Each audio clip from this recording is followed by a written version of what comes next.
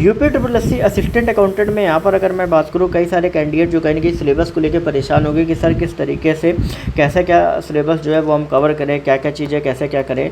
तो यहाँ पर मैं आप सभी को सारी चीज़ों के बारे में डिटेल में डिस्कस करूँगा। लेकिन जो भी कैंडिडेट जो कहीं ना कहीं चैनल नए चैनल को सब्सक्राइब कर लीजिए, बाकी टेलीग्राम ग्रुप को ज्वाइन कर लीजिए, आपको जो भी अपडेट्स रहेंगी इसके बारे में यहाँ पर मिलते रहेंगे। देखो अब यहाँ पर क्या होता है ना कि जैसे ही अकाउंटिंग का नाम सुनते हैं हमारे मन में क्या होता है, बहुत सारे कहीं ना कहीं डाउट्स आते हैं कैसे क्या हम पढ़ें। ठीक है, ऑडिट के बारे में अगर यहाँ पे देखते हो, क्योंकि ये जो आपका पार्ट फर्स्ट है, इनमें आपका ये पहला जो पॉइंट है वो आपका ऑडिट एंड फाइनल अकाउंट का जो आपका है वो आपका यहाँ पे रखा गया है। ठीक है, अब यहाँ पे क्या क्या चीज़ें आपकी रहती हैं। देखो सबसे पहली चीज़ कि जो भी आपके डेब्ट्स होते हैं, ठीक है, जो भी आपके ऋण होते हैं, देखो ऑडिट और अकाउंटिंग का बहुत कहीं ना कहीं गहरा संबंध है और इनमें टॉपिक कैसे क्या क्लियर करने वो मैं आपको बताऊँ। देखो डेब्ट्स आपके जो होते हैं उनके बारे में आपको क्लियर करना होता है कि डेब्ट्स आपके किस किस तरीके से कैसे क्या होते हैं, उनके प्रोविजंस क्या क्या होते हैं।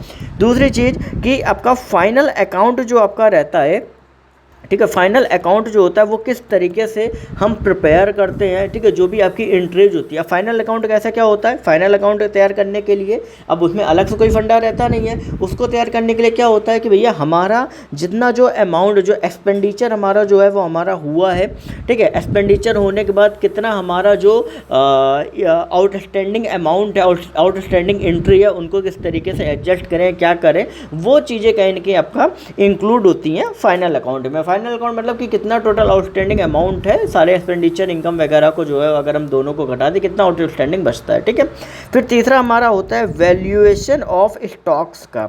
वैल्यूएशन ऑफ स्टॉक, यही कारण है कि इकोनॉमिक्स वाले जितने बंदे होते हैं, ठीक है, वो कहीं ना कहीं उनको अच्छा नॉलेज होता है इन सब चीज़ों के बारे में। या कॉमर्स वाले जो स्टूडेंट, इकोनॉमिक्स में भी आपकी बहुत सारी चीज़ें कहीं ना कहीं रहती हैं।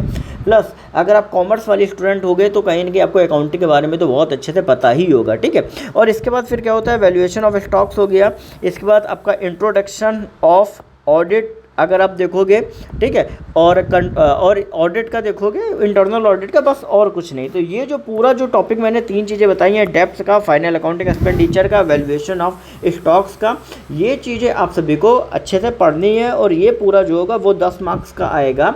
और सबसे बड़ी बात क्या है कि यहाँ पर जो आपका पूरा पेपर है वो आपका ऑब्जेक्टिव टाइप में आपका रहने वाला है। और ऑब्जेक्टिव टाइप में अगर आपका यहाँ पे है तो कहीं ना कहीं आप सभी को एक और अपॉर्चुनिटी मिलती है कि मान लो अगर कोई क्वेश्चन जो होता है वो आपको डाउटफुल लगता है तो आप चाहो तो उस क्वेश्चन को सॉल्व कर सकते हो। अब बात आती है कि किस तरीके से हम इन टॉपिक को क्लियर करें। मैंने टॉपिक तो बता दिया लेकिन क्लियर कैसे क्या करें, तो यहाँ पर मैं आपको बता दूं कि आपकी अगर आप चाहो इसको अलग से पढ़ना तो इसके लिए आपका अकाउंटिंग की बुक आती है, अकाउंटिंग एंड ऑडिट की आपकी बुक आती है, वो आप चाहो तो पढ़ सकते हो। लेकिन मेरा अगर जो पर्सनल अगर आप सलाह मानोगे तो उसके लिए क्या करो कि आपकी एक बुक आती है, यूथ कंपटीशन की जो बुक आती है वो आपकी है। ठीक है, यूथ कंपटीशन की जो बुक है वो आपकी आती है और वो जो होती है वो ऑडिट एंड अकाउंटेंट वाली वैकेंसी के लिए ही आती है। तो उसमें आप जब देखोगे क्वेश्चंस, उसमें आपके सॉल्व क्वेश्चंस आपको पूरे मिल जाएंगे, पिछले कुछ आए हैं प्लस जो आपके अलग अलग एग्जाम्स में यूपी में पूछे गए हैं वो सारे क्वेश्चंस आपको कवर किए गए हैं।